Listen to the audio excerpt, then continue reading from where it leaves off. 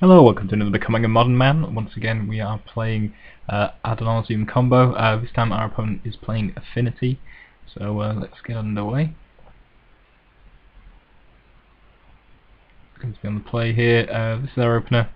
We've got first and Lotus Bloom, which is nice, and 3 draw spells, so this is pretty good. Hopefully we'll be able to find the other combo pieces. We've got the mana, and we've got ways to find the cards we need, so pretty nice. Happy to keep this. I'm going to suspend a Seachrome Coast, and play a Seachrome Coast, suspend a Lotus Bloom, play Sleight of Hand, drawing a Pentad Prism, and we see a Peer Through Depths and a Simian Spirit Guide. Don't want the Simian Spirit Guide, but the Peer Through Depths could dig us that bit deeper into our deck, so going to keep that on top and pass the turn. Leads off with Glimmer Void, Ornithopter, Memnite, Ornithopter, Signal Pest, which is a lot of cards, but not the most powerful thing you could do on turn 1, so fairly happy with that turn of events. I'm going to Sleight of Hand here, and Serum Visions I think it was, or another Sleight of Hand. Going to take the Unlife, Phyrexian Unlife. It's good here in general, as it'll gain us that extra life against his beatdown, and obviously it's part of our combo. Shame his pass per draw spell, but obviously only get one choice. So he's going to be able to get in here for 4, is it? Which obviously isn't too devastating, so we're reasonably happy with his clock at the moment.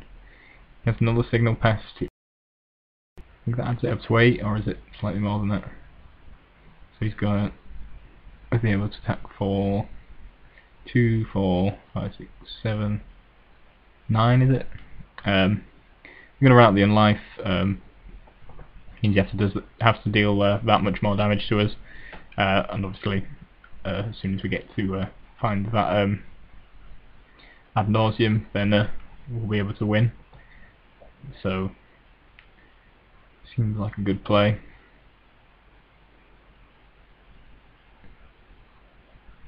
Yeah, he's going to be able to attack for knock it down to 7. The Lotus Bloom's going to come off suspend, so we're going to be able to cast that now. So we've got enough mana to Ad Nauseam. I think a Pentad Prism better off just using this mystical. I probably would have been better off just keeping up the 4 mana and using this mystical teachings to find Ad Nauseam. Because that's what I end up doing anyway. I figured I'd play the Pentad Prism to have access to extra mana, but as it turned out it didn't really work out like that, so yeah, better off just keeping up the teachings, because although Peer is nice, actually definitely getting the Ad Nauseam is a much better way to go about these things. So he's going to be able to hit us for 9 again, which is a -4, but counters on those actually, as it turns out. We're obviously teachings up a Ad Nauseam on the end of turn, and that's just going to allow us to combo off. So let's just go off that. It's like our Lotus Bloom obviously to get the mana we need. And we're just going to be able to go through this. Unfortunately on the replays this is a little slow. You can actually do it a lot faster than this in the real game by just repeatedly clicking yes to repeating Ad Nauseam's ability. Plays it quite slow on the replay, unfortunately. But yeah, essentially you're just drawing all these cards that you can see in here in the revealed screen. You lose life for the mana cost of the card, but obviously that's not relevant thanks to Phyrexian Unlife. And eventually you'll draw the cards you actually need, which are the Simian Spirit Guides and the Lightning Storm, and obviously the lands to attack the Lightning Storm. So this is a bit dull, but I did want to actually show a video where we actually get to hit the combo and our opponent let us go through the motions here. So down to 13 cards. You can actually just draw your whole deck there's no... I don't think the game actually lets you lose to drawing too many cards. Yeah, because Ad Nauseam doesn't actually draw you cards, you can just draw your whole deck, and don't worry about leaving one card at the bottom or anything. You won't lose to accidentally decking out or anything. So we exile our Spirit Guides, Storm. Runs on 18, so 8 lands will give us 16 cards, plus the nat 3 that lightning naturally does, is enough to kill our opponent. So just going to sack up, discard a few lands. All the counters resolve.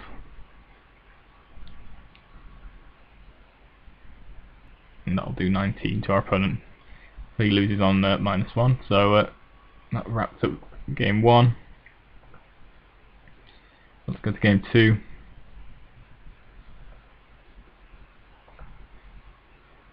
So here we've got Lotus Bloom, Unlife, Swim Vision, Sleight of Hand, and a Spirit Guide. Again, pretty decent hand.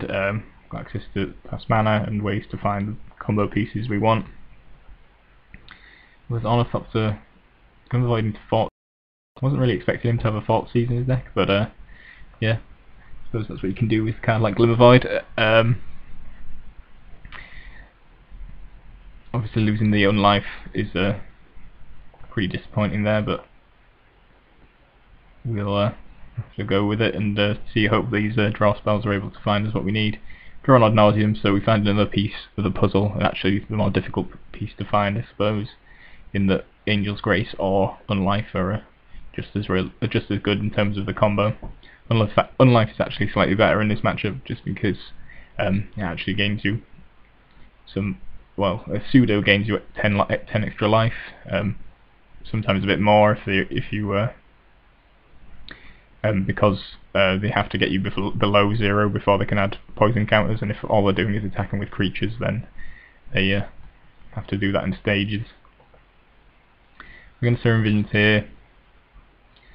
See Pier and Through Depths and an island, and we drew a Polluted Delta, so I don't think we need the island necessarily, particularly because we've got Lotus Bloom on top, I mean suspended, but I think I might keep the Pier. Yeah. So yeah, bottom top, kept the Pier obviously. Went hoping to find Angel's Grace with that, or at least another draw spell. Inkmoth Nexus and the Steel Overseer. So not the fastest of starts for him, which is definitely good for us. Sleight of Hand, just finding a Gemstone Mine, which is not too exciting. The reason I Sleight of Handed rather than use Pier was because I didn't want to spend any life really. I suppose I could play Gemstone Mine instead and then play Pier, but what I'm trying to do is crack my lands for the least life by losing the least life possible, because obviously his deck will punish us for that. He plays a Ravager, another Inkmoth Nexus, use the Overseer to pump up all his guys. We're only going to take one right now, but it does increase the threat, and Ravager can potentially lost to a very quick lethal attack. So down to 17, crack the Delta. We're going to get Hallowed Fountain, just give us access to the white mana. And a Lotus Bloom, which I'm just going to suspend, and just going to pass the turn, plan on peering. That's another Inkmoth. These guys, pump them all. I think he can actually just kill us here. If he... So his Ravager can have 3 counters on it. Can sack the other 2 guys. Give it 5. And then if you sack the Ravager and Modulate onto the Inkmoth Nexus, he would actually be able to have a lethal attack here. But I suppose that's a little risky for him. Obviously he loses all his other creatures, and he loses Glimmervoid as well, but yeah, I suppose playing around Slaughter Pact might be clever in that sense. But again, somewhat dangerous. I believe my Lotus Bloom's going to come off the stack, come off suspend rather, the next turn. So there's definitely a potential I would win next turn. So you just need to be careful of that. Fortunately, Peer doesn't really hit anything we particularly wanted. We end up having to pick up a Sleight of Hand. I picked Sleight of Hand over Serum Vision just because you get a choice of the card you actually draw, rather than setting up for future turns. Because I don't think we're going to have another turn, so I thought Sleight was probably the better card in that situation. If you disagree with that, then let me know, but I think I'm right in saying that Sleight was the better choice, given that we're probably going to be dead next turn if we don't win. Slash find the card we need. So we get a Bloom. Going to be able to Sleight of Hand. If we can find Angel's Grace, we can win. Is that right? Yeah, we've got 6 mana available to us, so Angel's Grace would have won us the game. I don't believe that is what happens. Well, I know it isn't because we don't win. Yeah, we end up finding 2 lands on top, which is not good enough. Echoing Truth can't do much, can't bounce lands, so I can't get rid of his Ink Moss in response. So that's a little unfortunate. And we're just gonna lose here. Not much we can do.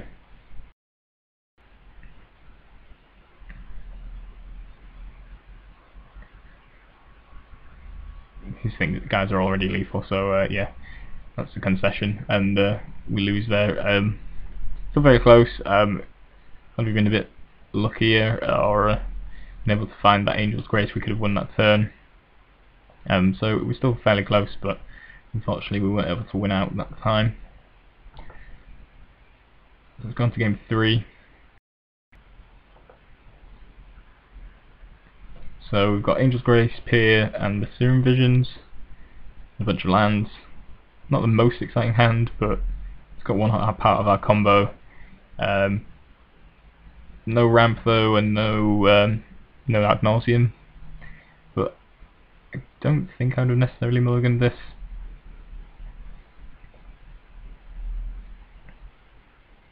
Yeah, and kept this. So we see. Actually, missed that. Let's start again. Sorry.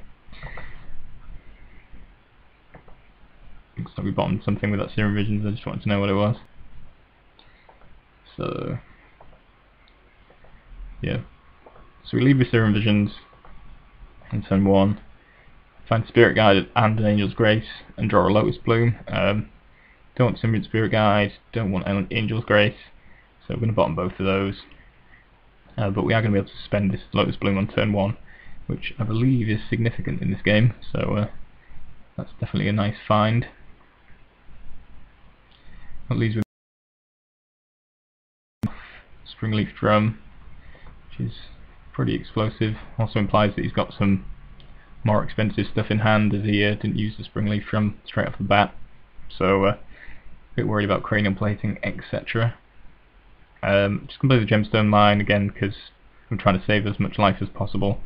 So that's just so I can play the Peer without having to pay some amount of life to either a fetch or play Hallowed Fountain untapped. Off. There's the cranial plating. Just going to be able to hook up next to the Springleaf Drum, and he's going to attack for 5. Obviously not the fastest clock, but fairly painful on turn 2. So Peer finds us ad nauseam. Actually see double ad nauseam, but we only need the one. So we've got the combo pieces together, which is definitely good. It's just a matter of actually being fast enough to do it. I think I also saw Drown in this set of cards, which was tempting to get rid of the Memnites, but he can always cranial plating up an Ink Moth or something. And actually, I believe we're going to be able to win here. I think the Lotus Bloom is going to come off next turn. So it's provided we don't die in his next turn, we should be able to pick up the win with the Lotus Bloom, providing the enough mana to Angel's Grace and Ad Nauseam in the single turn.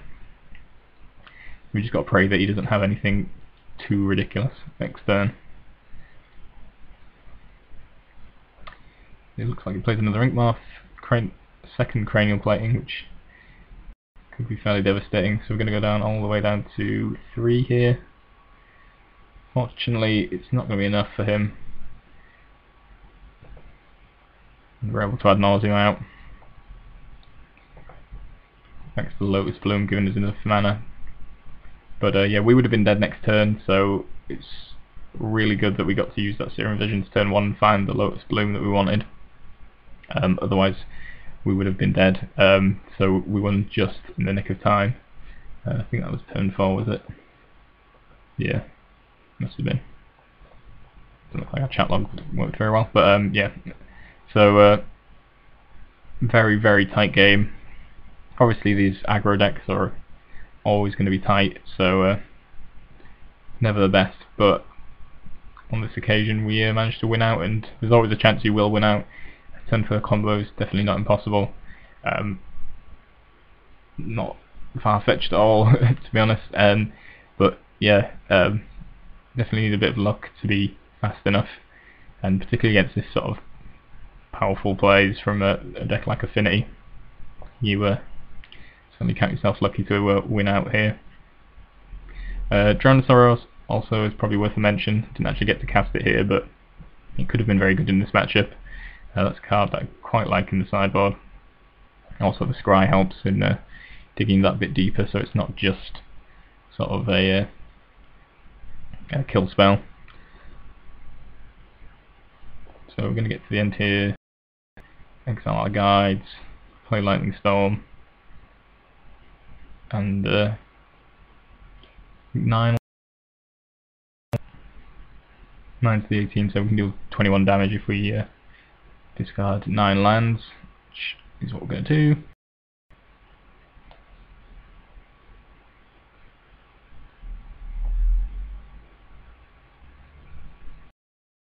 So we go, 18 charge counters, 21 damage, and we win.